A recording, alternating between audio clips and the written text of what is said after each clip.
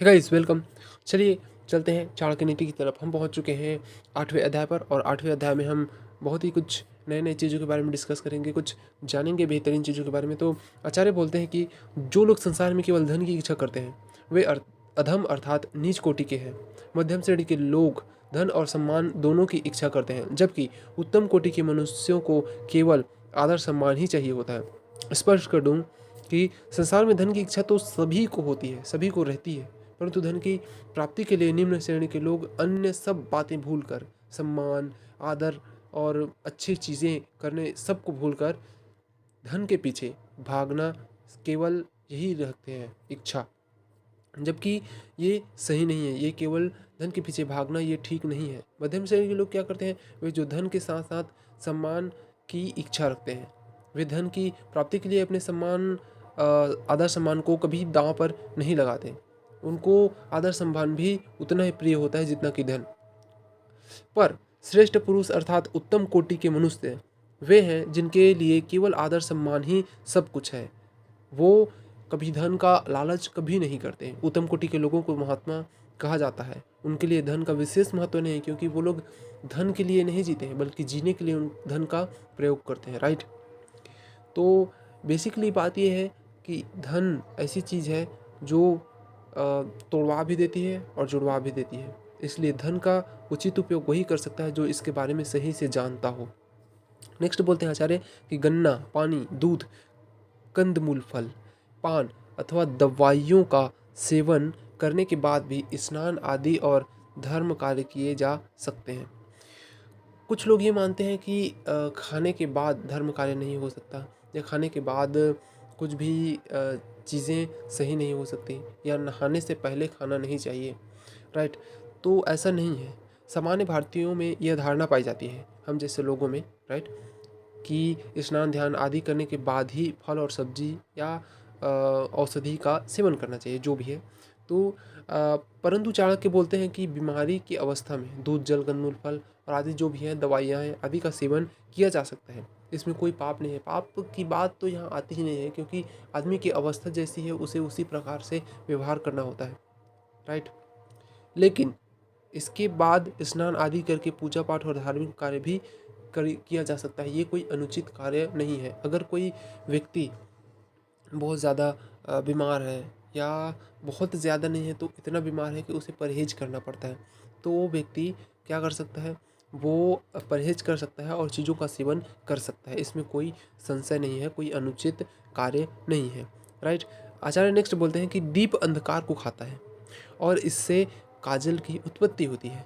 इसी प्रकार मनुष्य जैसा अन्न खाता है वैसा ही उसकी संतान उत्पन्न होती है।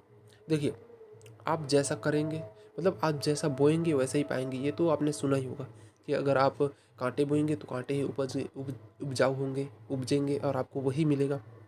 ठीक उसी प्रकार आप जैसा अन्न ग्रहण करते हैं, आपको वैसा ही उसका प्रभाव भी दिखेगा। उसी तरह यदि अच्छे कार्यों में अपनी आजीविका चलाएगा, व्यक्ति अच्छे कार्यों में अपनी आजीविका चलाएगा, तो उसकी संतान भी सद्गुणों में युक्त होगी। अच्छी संगति में रहेगा तो अच्छी चीज़ें कर पाएगा, अच्छी चीज़ें सीख पाएगा। आप उन्हें आपने महाभारत तो सुनी होगी, तो आपको वो प्रसंग तो पता होगा कि अभिमन्यु अभिमन्यु का जो जन्म हुआ तो वो आधा वो चीज़ें सीख चुके थे, यानी कि चक्रव्यूह आधा सीख चुके थे। कैसे सीखे थे? उन्होंने गर्भ में ही ज्ञान प्राप्त कर लिया था। इसलिए आपका अगर बच्चा गर्भ में है तो उसके सामने कोई भी ख़राब चीज़ ना करें, कुछ भी ऐसा वैसा कोई भी प्रसंग, कोई भी गलत धारणा वाले चीज़ें। देखो, बुद्धि बुद्धि से कनेक्ट होती है, दिमाग दिमाग से कनेक्ट होता है। अगर आप ऐसे कुछ करेंगे तो उसके सीधा असर किस पे पड़ेगा? आपके बच्चे पे पड़ेगा। बच्चे तो छोड़ो, गर्भवती माता पे अगर कुछ भी असर पड़ता है तो वो सीधा बच्चे पे जाएगा, और गर्भवती माता पे तो भी असर होगा ही होगा। तो इसलिए गलत काम, मक्कारी, चोरी, इस टाइप के चीज़ें धन से, और इस टाइप की धन से पालन पोषण बच्चे का, या भी फिर अपने पत्नी का, अपने आसपास के लोगों का, इस चीज़ से ना कभी नाता ही नहीं रखना है। विचार भी मत कीजिए, जो कि गलत है। राइट। आचार्य यह संकेत दे रहे हैं कि जैसी संतान चाहते हो वैसा ही अन्न सेवन करो। जैसी संतान चाहते हो, जैसा आपके पास लोग हैं, जैसा आपसे व्यवहार चाहते हो उन लोगों से, तो आप भी उनके साथ वैसा ही व्यवहार करो ताकि आप भी उस व्यवहार के पात्र बनो, राइट। यदि संतान फल है तो अन्न उसका बीज है। अगर संतान अगर सही चाहते हो तो बीज ऐसा डालो कि उस टाइप से संतान उत्पन्न हो, राइट। आचार्य नेक्स्ट बोलते हैं कि बुद्धिमान या अच्छे गुणों से युक्त मनुष्य को ही धन दो, मतलब धन उसी को देना चाहिए जो बुद्धिमान और अच्छा मनुष्य अच्छे गुणों से युक्त हो। गुणहीन मनुष्यों को धन मत दो, कभी भी उन व्यक्ति को धन मत दो जो उसे गलत तरीके में खर्च करेगा, गलत चीज़ों में वेस्ट करेगा, राइट। समुद्र का खारा पानी बादल के मीठे पानी से मिलकर मीठा हो जाता है और इस संसार में रहने वाले सभी जड़ चेतन और चर और अचर जीवों को जीवन देकर फिर समुद्र में मिल जाता है। चाणक्य कहने का मतलब ये है कि वैसे तो धन अगर किसी के हाथ में भी जाए, धन ऐसी चीज़ जो कुछ भी करवा सकती है, भाई भाई को लड़वा सकती है, लेकिन अगर सही व्यक्ति के हाथ में जाए तो वही धन अमृत के समान है जो किसी को जीवन दे सकती है, राइट। तो इस बात को समझना होगा कि अच्छे लोगों के हाथ में अगर धन है, अच्छे लोगों के हाथ में अगर सत्ता है, अच्छे लोगों के हाथ में अगर कोई भी पावर है तो वो कभी भी गलत इस्तेमाल नहीं होगी। लेकिन अगर वही पावर, वही सत्ता, वही पैसा अगर किसी बुरे इंसान के हाथ में चली जाती है, जो व्यक्ति केवल अपना ही सुख भोगना चाहता है, जो केवल अपना ही कार्य सिद्ध करना चाहता है, तो वो व्यक्ति अपना ही कार्य केवल सिद्ध करेगा। वो किसी धन को किसी अच्छी चीज़ में कभी भी नहीं लगाएगा, कभी भी ये नहीं सोचेगा कि कुछ कल्याण के काम हो, किसी के लिए कुछ हो, राइट।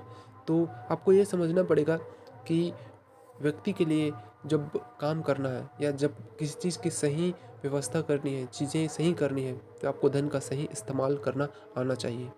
गाइज, इस श्लोक में इतना ही। मिलते हैं नेक्स्ट वीडियो में, तब तक के लिए देखते रहिए चाणक्य नीति।